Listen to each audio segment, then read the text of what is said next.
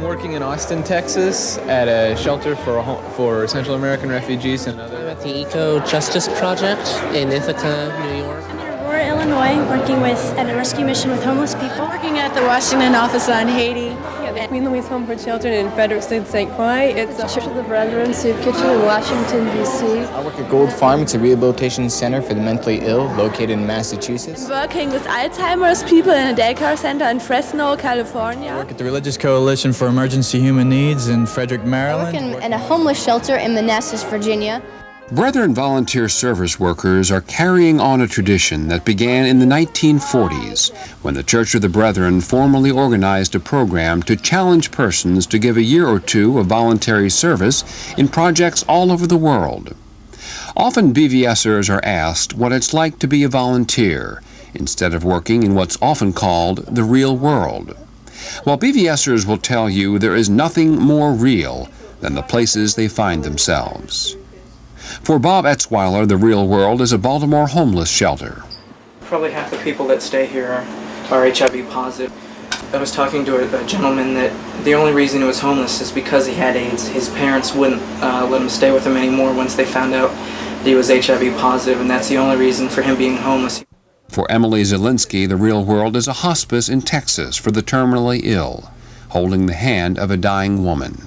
You think about death as some really cataclysmic, monumental event, and it just happens. For Tom Benevento, the real world is the mountains of Central America, working with the poor but inspiring people of Guatemala. There's a lot to learn from these people. The gentleness that they have coming out of all the hardships that they've gone through, the violence, the oppression. For Tom Downing, the real world is Beijing, China, and a classroom of students thirsting for the knowledge of English. Tell me the three most important parts of a paragraph. For Tara Mather, the real world is Washington, D.C., assisting refugees fleeing persecution from El Salvador. We forget what the word refugee means, and this is a refuge. They need a place to go because the political and economic situation is bad where they are from. For Laura Van Voris, it's America's death row, and her job organizing a campaign to abolish the death penalty. For Noelle Dulabaum, the real world is the county courthouse in Harrisonburg, Virginia, where she's helping conflict mediation replace litigation. Our job here is to help you all come to some kind of agreement that you can live with. They all live and work in the real world. And the reality is that it's a world of hurt, of need, a world of violence and injustice, a world where since 1948, Brethren volunteer service workers have been traveling to the margins of society to address some of those needs, in some 35 states in the U.S. and more than 20 nations around the world. BVSers are between 18 and 70 years of age and come from various denominational, regional, educational, and ethnic backgrounds. Each new group of volunteers begins the term with a 3-week orientation session, where volunteers form a support community and participate in group activities designed to teach and learn. Although BVS is a program of the Church of the Brethren, it is open to non-Brethren volunteers. During the orientation session, the volunteers form a community of individuals who share of their faith, their struggles, hopes, and dreams. They also spend several days on work projects and service agencies. They also learn to live simply. BVSers work in 4 main areas of service: meeting basic human need, working for peace, advocating justice, and working for the environment, all of which stem from the Church of the Brethren emphasis on putting one's faith into action. Pastors tell us that we're supposed to be living our lives more like Christ.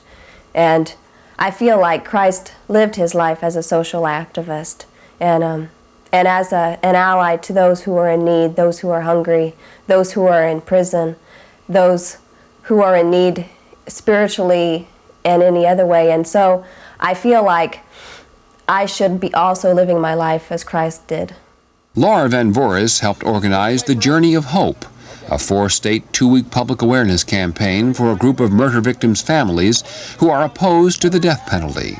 For me to see a group of people who have experienced that much trauma reach out in reconciliation and love and compassion it makes me feel like the least I can do is the same.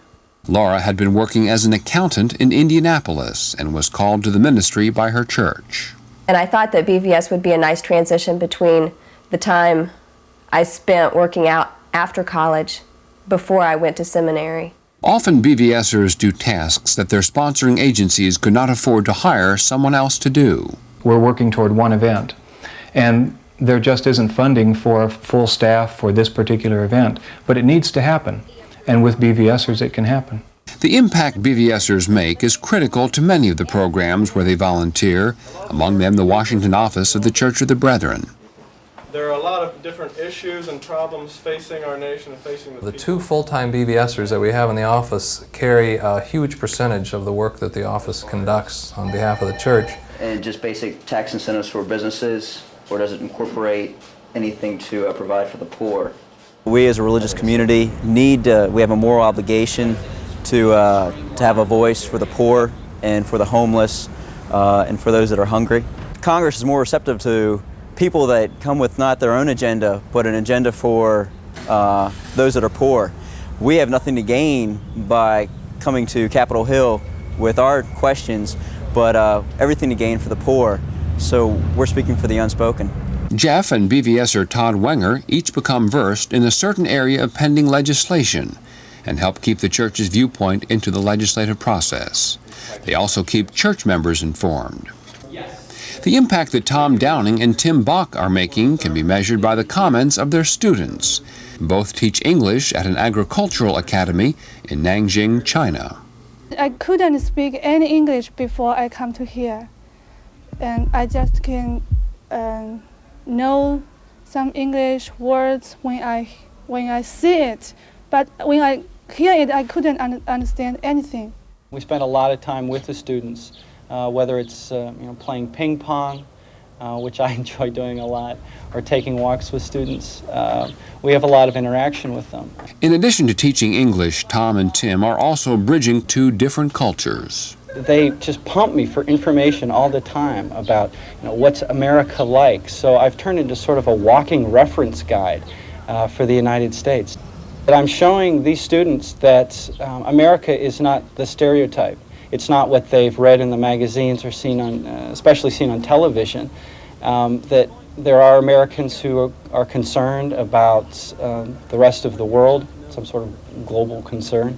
That not all Americans are caught up in money and in the rat race. And I'm bringing my ideas, about peace, about women's issues, about the environment, the ecology. Tom is among the volunteers who traded a well-paying job for the opportunity to volunteer. I was out in the real working world, and I did it for 8 years, and I had a good time, and I learned a lot as a professional broadcaster. But there really felt like there was something missing. It's a common thread woven by BVSers, the desire to find something more meaningful than what established society has to offer.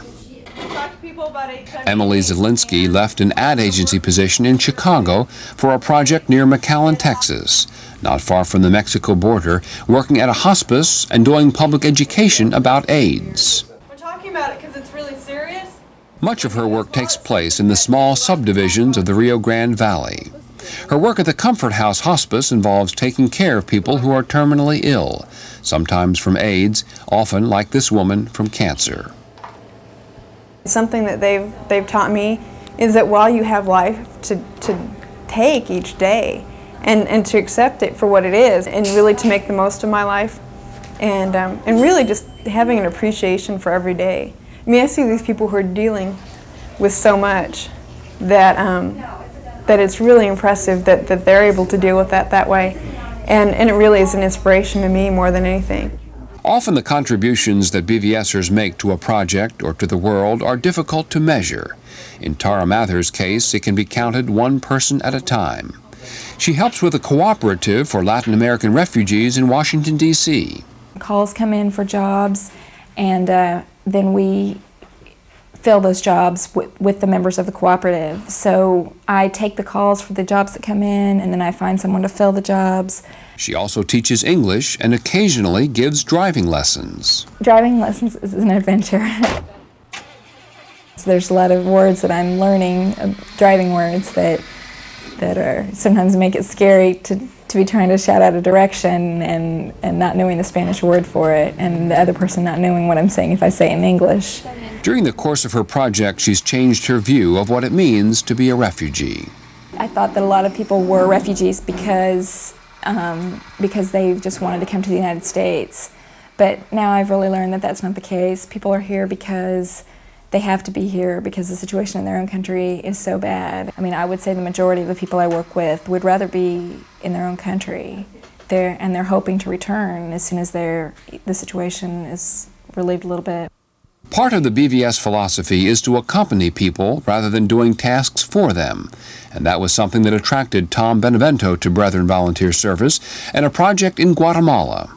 Their attitude on that when working in another country wasn't so much that we've got all these ideas and technologies that we're going to come and bring to another country and show these people, you know, how to change their lives, but rather more of an attitude of we're going to come and work with you and work together and learn from you.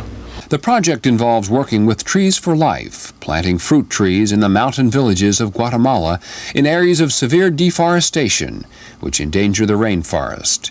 He also helps build energy-efficient cooking stoves. But the real reward is working with the people. It feels neat to have built relationships with these people and to walk with them in their struggle. And that feels really good. I feel really, really fortunate and really lucky to be with these people.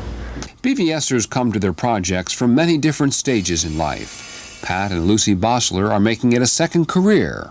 We decided before we got too old that we would choose to go to do something exactly what we wanted to do and not wait until we're like 65. They work in Washington, D.C. with Mary House, a temporary housing program. Every 2 weeks we hand out between 50 and 70 pounds of food. Besides that food, then we have cribs and beds and clothes and dishes and whatever a person would need to furnish a home. And then we have them for free. But the people can come and pick whatever they want. This is Lucy's second term in BVS. She served in the 1950s just after college. Now serving with her husband, she sees BVS as a way to be faithful to Christ's call. I see BVS today as living out the gospel and doing what Jesus told us to go out among the poor and the needy. And I think BVS does that. Lucy got into this more or less from a spiritual standpoint, and I got into it because of an adventure. The more we're into it, the closer we're coming together, and I see more of a spiritual nature to what I'm doing than I did in the beginning. Volunteers who experience the world from a whole new perspective and see the impact they can have often realize they are seeing the world differently and cannot return to the middle-class comfort which sometimes ignores the poor and those suffering from injustice. In BVS we talk about being ruined for life because it opens up you're exposed to so many new things, so many people, so many issues that you can't just go back into, the real world, as people say. I think that I'm in the real world right now, but we can't just go back and just get into that job and do that routine that everybody does without thinking about how this impacted me. Noelle works with community mediation services, helping people solve conflicts without going to court. It's her third year of BVS. I first joined because I felt that I was pretty fortunate growing up, and I wanted to help people who were less fortunate. I wanted to help them. I didn't really understand as much what that meant. Now I look at it not so much as helping them as working with them, as going to where they are. In BVS we talk about taking our shoes off and meeting them to where they are. Volunteers are provided room, board, medical insurance, and a small monthly stipend. You don't have a lot of material things to worry about, and you're a lot freer that way. I can focus on what's important to me, and that's been my working with the people. In midterm, volunteers gather for a retreat, a time to share their experiences, to reconnect with other volunteers, to become rejuvenated, to discuss their futures, and to have fun. There's also a time for reflection. All of a sudden I'm discovering these incredible numbers of people that have no voice, and that now my work goes on long after this to teach and to repeat the things that I've heard and seen. They have so much more to teach me than I could ever teach them. I consider myself so wealthy because of not only the family that I've acquired here, but also the experiences and the joy and the pleasure of just being out there and experiencing. The motto of Brethren Volunteer Service is sharing God's love through acts of service. Volunteers witness to God's love by focusing on peace with justice, by learning to live simply, by understanding themselves as members of a global community, as well as by giving and receiving. Getting into that volunteer kind of mode really changes the way that you look at the world. It really becomes not so much something you do for a year or 2 years, but it becomes an attitude towards life and a way of life, really. It becomes a whole way of looking at the world and the way you're going to see your life move in the future, too. I'd be lying if I said that this hasn't been really difficult. I mean, I think it's been one of the toughest years of my life. At the same time, it's been incredibly rewarding.